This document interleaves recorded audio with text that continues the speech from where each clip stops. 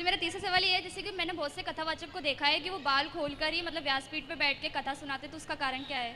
अब बहुत बड़े नहीं मैं चोटी करता। नहीं, फिर बाल में बांध लेते हैं मतलब जैसे। नहीं तो क्या चोटी करने लायक है नहीं ना। इसलिए चोटी नहीं करते। राधे राधे। राधे राधे। जो भगवान है उन्होंने सिर्फ भारत में ही क्यों जन्म लिए हैं? क्योंकि कश्मीर में ही केसर होती है बेटा। आप कहाँ से आए हो? मैं राजस्थान से अजमेर। राजस्थान अजमेर में क्या केसर होती है? नहीं, क्यों नहीं होती? वहाँ पे नहीं होती है। क्यों? एनवायरनमेंट की वो। क्योंकि वहाँ का वो वातावरण नहीं है, वहाँ की जलवायु केसर के लिए उपयुक्त नहीं है।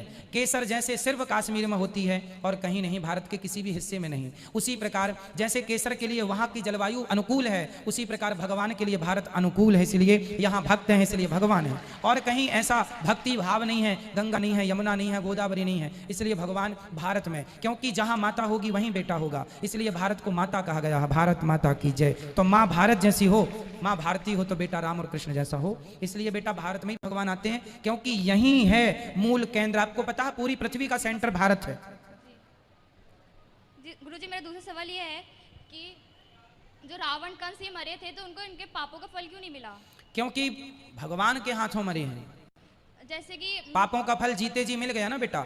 एक बाप के सामने उसके सारे बेटे मर जाएं, तब उस बाप से पूछो कि उस बाप पे क्या गुजरेगी। तो रावण के सामने सारे बेटे मर गए, तो ये उसका दंड था। अंत में भगवान ने उसको भी मारा, पर परम गति थी, क्योंकि भगवान के हाथों मर के भी कोई नरक चला जाए तो फिर भगवान की महिमा ही क्या रहेगी। इसलिए भगवान ने सबको परम धाम दिया है। जैसे कि गुरुजी, जैसे कि भगवान के हाथों मरते हैं तो परम धाम को चल जाते हैं, तो जैसे कि जो बाली था, बाली भी श्री राम जी के हाथों मरा था, तो उसने श्री कृष्ण को मारा था बहेलिया बन करके, तो फिर वो तो परम धाम को चल गया, तो उसने दूसरा जन्म कैसे लिया? परम धाम को चला गया था, भगवान ने अपने धाम में ही भेजा था, पर बार बार कह रहा था छिपके क्यों मारा। भगवान ने कहा चल तू भी अगले जन्म भैया मार लेना, मैं तुझे छोड़ दूंगा एक जन्म के लिए, आ जाना तू भी मुझे मार के हिसाब कर लेना। तो उसने मारा, फिर भगवान ने जहां की तहां।